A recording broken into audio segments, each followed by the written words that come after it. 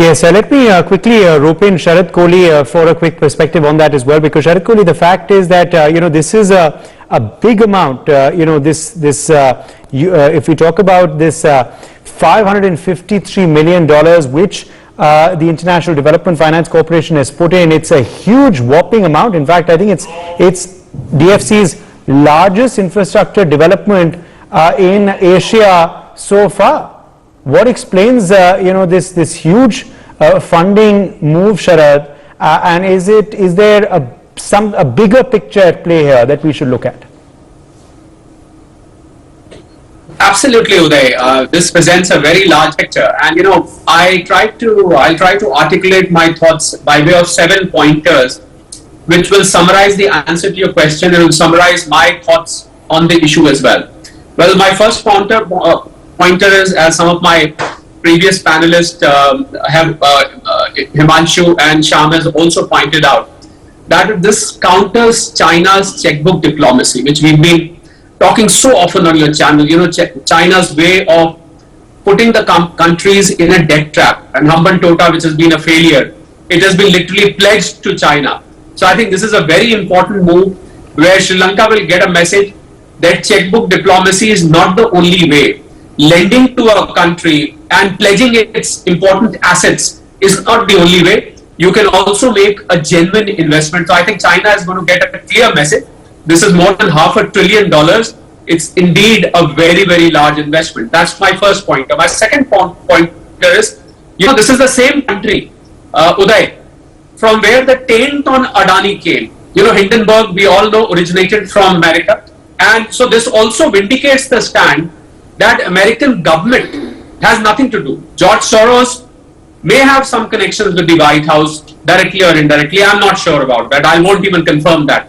But for sure, the American government has got nothing to do with the Hindenburg taint and the hammering which was done on the Adani group. So this is my second. So this is vindicating the stand that Hindenburg is just a private one-room exercise which was being done by a few people who had vested interest in making money out of defaming somebody.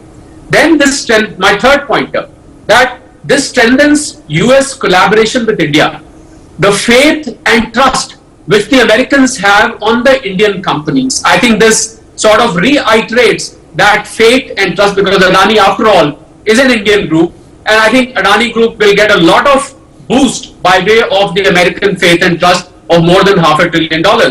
My fourth pointer is the trade boost. The overall trade boost, as has been pointed out in your graphics also, the IMEC, the new trade route, and the new boost this is going to provide to the overall South Asian economy and to the world economy for that matter, and for that matter, Make in India initiative, which is going to get a huge, push because of this whole project. And we should not forget that India is already planning a trade route to Sri Lanka to cut out that short distance. A new Ram Setu is going to come up now, which will actually bring Sri Lanka, a few kilometers closer and much easier to access. Not that it is far anyway. Then let us come to Sri Lanka. My pointer number 5, no debt on Sri Lanka. Sri Lanka is not aggravating any debt, unlike earlier, Sri Lanka was sinking into debt. It was getting into a debt trap. This is a very different kind of investment. It's a genuine investment and not something being lent to Sri Lanka as has been done by China. My pointer number 6, this is going to be a boon for Sri Lankan economy as a whole. Look at the number of jobs that will be created. We knew what happened to Sri Lanka a couple of years ago. It had gone bankrupt and it badly needed this kind of foreign exchange, this kind of investment coming from a country as big as America, and an investment which is as big as $500 billion.